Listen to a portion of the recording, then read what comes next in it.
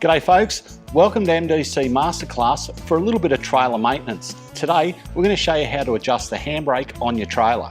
First of all, put our spanner on the end of the spindle adjuster bolt, grab our shifter and undo the lock nuts. On this one there's 3 lock nuts. So we loosen them off and back them away from the adjuster assembly.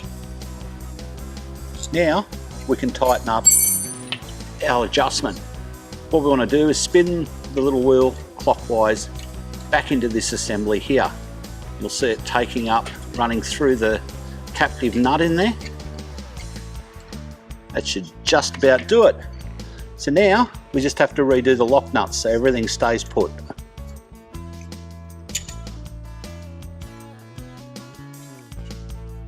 That's done. Do our lock nut at the front. Tighten that, and now we've adjusted our handbrake. Pull it up, give it a bit of a test.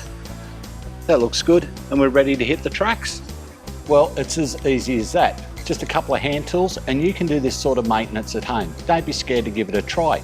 Remember, when you do this kind of maintenance and release the handbrake, chock the wheels so the trailer can't move. For more great tips, head to our website or follow us on Facebook.